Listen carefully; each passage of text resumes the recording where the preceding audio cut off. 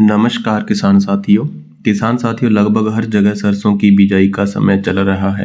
तो अगर बिजाई के समय सरसों में सही खाद का प्रयोग करते हैं तो अधिक उत्पादन प्राप्त कर सकते हैं। तो आज की वीडियो में जानेंगे कि हरियाणा कृषि विश्वविद्यालय व बाद में मेरे एक्सपीरियंस के अनुसार जानेंगे कि सिंचित या भारी मिट्टी में और असिंचित यानी कि हल्की मिट्टी में खाद की कितनी मात्रा बिजाई के समय व बाद में खड़ी फसल में खाद की कितनी मात्रा प्रयोग में करनी चाहिए। तो वीडियो के अंत तक मेरे साथ बने रहिए और जो भाई चैनल पर पहली बार आए हैं चैनल को सब्सक्राइब करके बेल आइकॉन पर क्लिक करें। किसान साथियों सबसे पहले जान लेते हैं कि सरसों की फसल में किस किस खाद की आवश्यकता होती है। सरसों की फसल में urea, DAP, SSP, MOP, zinc या सल्फर की आवश्यकता होती है।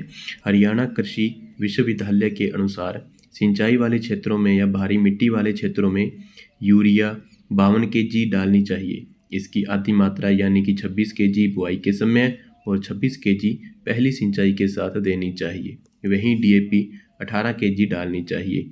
डीएपी में नाइट्रोजन व फास्फोरस होता है। डीएपी का प्रयोग करते हैं तो इसके साथ सल्फर का प्रयोग करना चाहिए क्योंकि सल्फर दाने की गुणवत्ता व तेल बढ़ाने का कार्य करती है।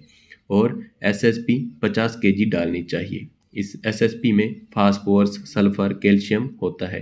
डीएपी या एसएसपी की बुआई के समय डालनी चाहिए परंतु इन दोनों में से किसी एक का ही प्रयोग करना चाहिए। अगर डीएपी प्रयोग में करते हैं तो सल्फर साथ में डालनी चाहिए और अगर एसएसपी प्रयोग में करते हैं तो सल्फर का प्रयोग नहीं करना चाहिए।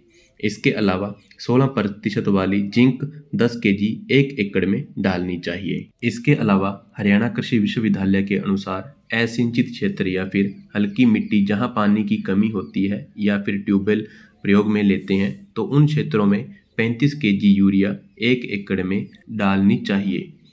इसकी आधी मात्रा बुआई के समय और आधी पहली सिंचाई के समय डालनी चाहिए। इसके अलावा डीएपी और एसएसपी सिंचित क्षेत्र के हिसाब से ही डालनी चाहिए। तो अब बात करते हैं मेरे एक्सपीरियंस के अनुसार। मैं भी सरसों की खेती करता हूं तो मैं कितनी यूरिया, डीएपी या एसएसपी का प्रयोग करता हूं। तो सिंचित क्षेत्र या बाहरी मिट्टी के लिए यूरिया 100 केजी 1 एकड़ के हिसाब से डालनी चाहिए। इसकी 25 केजी बुआई के समय डालनी चाहिए और 50 केजी पहली बार पानी देने पर डालनी चाहिए और बाकी बची हुई खाद यानी 25 केजी अगर पौधे में पीलापन दिखाई दे तो 25 केजी यूरिया दूसरी सिंचाई करने पर डालनी चाहिए।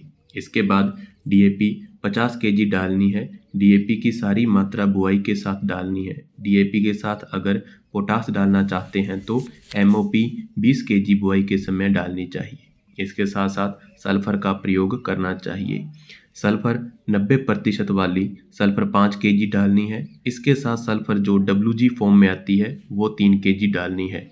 इसके साथ अगर आपने पिछली फसल में जिंक नहीं डाली है तो 21% वाली जिंक 7 केजी और 33% वाली जिंक 5 केजी डालनी चाहिए। इन सभी को बुआई के समय ही बीज के साथ मिक्स करके 1 एकड़ में बुआई के समय डालनी चाहिए।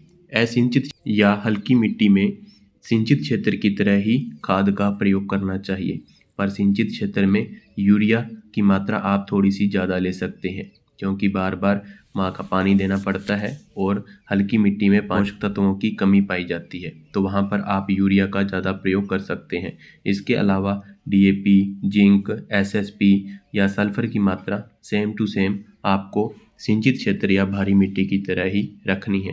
तो मैं उम्मीद करता हूँ कि मेरे द्वारा दी गई जानकारी आपको अच्छी लगी होगी। जानकारी अच्छी लगने पर आप अपने साथियों के साथ शेयर कर सकते हैं और चैनल को सब्सक्राइब करें व वीडियो को लाइक करें। धन्यवाद। जय जवान जय किसान।